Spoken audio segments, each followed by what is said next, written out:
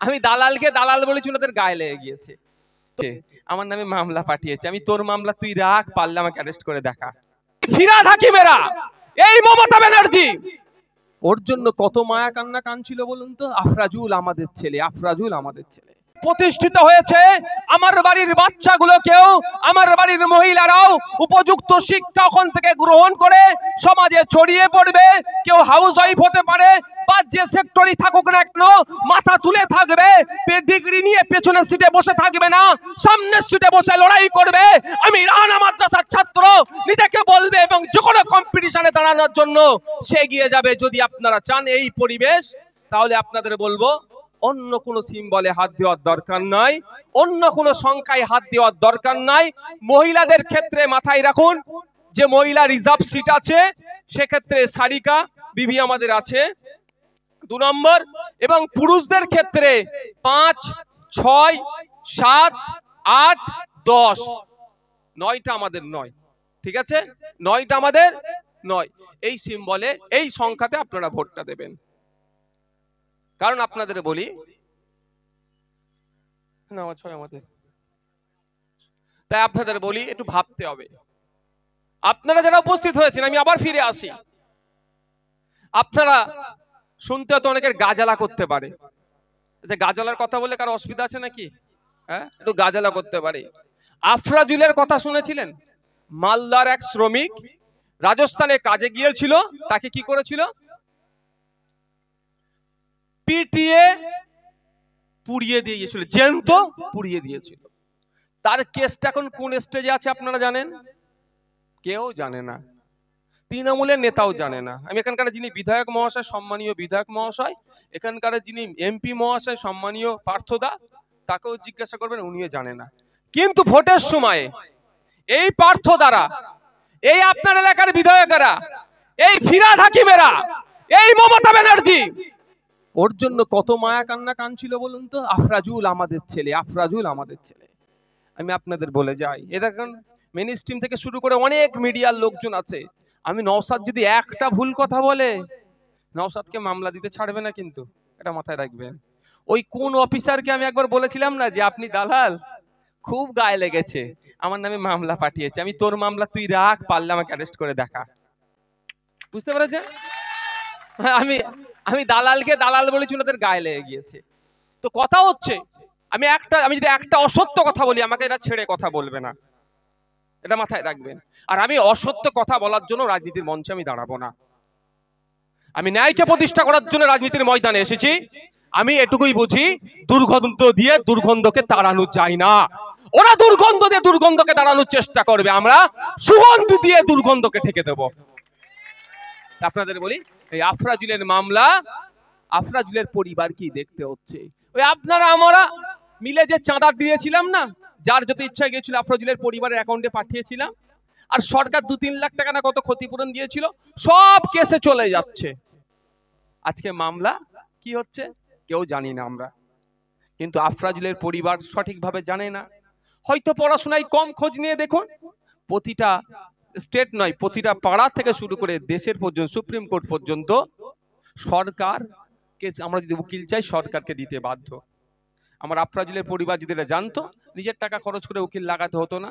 শুধু উকিল নয়, যাতায়াত থেকে শুরু করে সবটাই খরচ হয়ে যাচ্ছে, তাহলে ওখান থেকে আমরা সরকারের উকিল পেতাম। কিন্তু দুর্ভাগ্যের বিষয়, ঠিকঠাক আমরা পাচ্ছি না, বা সহযোগিতা রাজ্য সরকার করছে না। আমার এই এত কিছু বলার কারণটা হচ্ছে, দেখুন, যদি আমরা উচ্চ শিক্ষায় শিক্ষিত না হতে পারি, আপনাদেরকে বলে রাখছি যে আমরা হতাশার মধ্যে দিয়ে আজকে চলছি, আগামী দিনে আরো বেশি হতাশার মধ্যে আমরা আবদ্ধ হয়ে যাব। তাই অনুরোধ করছি আপনাদেরকে, এখানে দাঁড়িয়ে বলছি, শুধু মাদ্রাসা নির্বাচন বলে বলছি না, ভালো লাগলে ভোট দেবেন, না লাগলে দেবেন না, আমি আপনাদেরকে জবাবদিহি করবো না বা কিছুই বলবো না। শুধু এতটুকুই অনুরোধ, আপনাদের ছেলেগুলোকে উচ্চ শিক্ষায় শিক্ষিত করুন। এই আমডাঙ্গার বুকে দাঁড়িয়ে আমি বলে যাচ্ছি, আগামী দিনে কোনো কারো ছেলে না অর্থের অভাবে পড়াশোনা বন্ধ হয়ে যায়। আমাদের দলের প্রতিষ্ঠাতা, আমাদের দলের প্রাণ পুরুষ, আমাদের সকলের পৃষ্ঠপোষক, আপনাদের শ্রদ্ধেয় বড় ভাইজান আব্বাস সিদ্দিকী ভাইজান আমাকে একটা কথা বারবার বলে, যেখানেই যাবি সুযোগ পেলে একটা কথা বলবি, ভ্যানওয়ালার ছেলে হোক আর ডেলেবার হোক, জুতো সেলাই করে তার সংসার চলে, যেই হোক আর আপনার চাষবাস করে চাষি হোক, কারো ছেলের অর্থের অভাবে না পড়াশোনা বন্ধ হয়ে যায়। যদি মনে হয় আপনার ছেলের মেধা আছে, আপনার ছেলের অর্থের অভাবে আপনি পড়াতে পারছেন না, নির্দ্বিধায় আপনারা আমাদের আইএসএফ এর নেতৃত্বদের সাথে যোগাযোগ করবেন। আপনার ছেলের পড়াশোনার দায়িত্ব আমাদের বড় ভাই যান ইন্ডিয়ান সেকুলার ফ্রন্টের চেয়ারম্যান তুলে নেবে। এটা বলেছি বলে আপনাদের ভোট দিতে হবে এটাও ব্যাপার না, বলে যায় আপনাদের। ভোট না দিলেও বুঝি প্রকাশ্য যদি আমাদের সমালোচনা করেন, তারপরেও যদি আপনার ছেলেকে উচ্চশিক্ষায় শিক্ষিত করার জন্য অর্থের অভাব হচ্ছে, যোগাযোগ করবেন।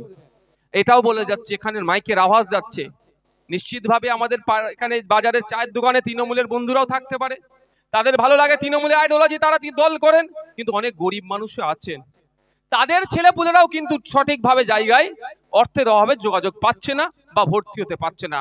আমি সেই সমস্ত তৃণমূলী বন্ধুদেরও বলবো, আপনারাও গোপনে আমার সাথে যোগাযোগ করুন, আপনাদের পরিচয় গোপন থাকবে, আপনার ছেলেকে উচ্চশিক্ষায় শিক্ষিত করার দায়িত্ব আব্বাস সিদ্দিকী তুলে নেবে আমাদের ভাইজান। আমরা হিংসা বিদ্বেষ মুক্ত সমাজ চাইছি, আমরা হানাহানি মারামারি মুক্ত সমাজ চাইছি, আমরা এই ফিতনা ফাসাদ মুক্ত সমাজ চাইছি।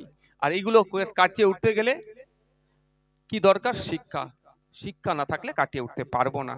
তাই বন্ধুগণ, এই যে দেখছেন না, কখন বলছে নাগরিকত্ব কেড়ে নেব, বলেছিল না, সিএ নাম দেখিয়ে ভোট চাইছিল না। আর আমি কি বলেছিলাম? সিএ এর অ্যামেন্ডমেন্টে কোথায় লেখা আছে ভারতীয় মুসলিমদের তাড়িয়ে দেবে? চ্যালেঞ্জ করে গিয়েছিলাম, কোনো মাইল লাল দেখাতে পেরেছে? কিন্তু ভাষণ দিয়ে কি বলছিল, কি বলেছিল ভাষণ দেওয়ার সময়? বিজেপি এসে ঘা করছে আর তৃণমূল এসে মলম লাগাচ্ছে। ওই নামটা কি? বিজেপির যে প্রার্থী হয়েছিল এখানকার বারাকপুরের, ও কোন দলে কখন থাকে বোঝা মুশকিল, কোন দলে কখন থাকে বোঝা মুশকিল। সকালে তৃণমূল ব্রেকফাস্ট করছে তৃণমূল, আর না ডিনার করছে বিজেপি হয়ে, মধ্যখানে তো অনেক পার করে দিচ্ছে। তো ওনারা ভয় দেখাচ্ছেন কি এনআরসি করে নাকি সিএ করে নাকি মুসলমান তাড়িয়ে দেবে, আর মমতা ব্যানার্জির দলের এসে পার্থবাবুর এসে মলম লাগিয়ে কি বলছে এনআরসি সিএ হতে দেব না, তাই না? আর আমি কি বলেছিলাম? কারো মায়ের লাল থাকলে ভারতীয় একটা মুসলমানকে তাড়িয়ে দেখা। এই তো 24 সালে ভোটের সময় এ নোটিফিকেশন করে দিয়েছে, কটা মুসলমানকে তাড়িয়েছে? শুধু ভয় দেখানো হয়েছে। খারাপ ভাবে কেউ নেবেন না আমার কথাটা, আমরা ভয় পেয়ে গেছি। কেন? আমরা পড়েছি কি? আমরা পড়েইনি তোটা।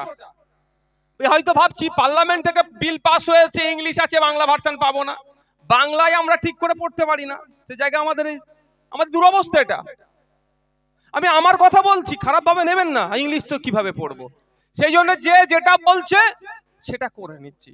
তো আগামী দিনে এই ফাঁদ থেকে যদি আপনি পরিত্রাণ পেতে চান, আপনার সাথে দ্বিচারিত হবে না, আপনার সাথে অন্যায় হবে না।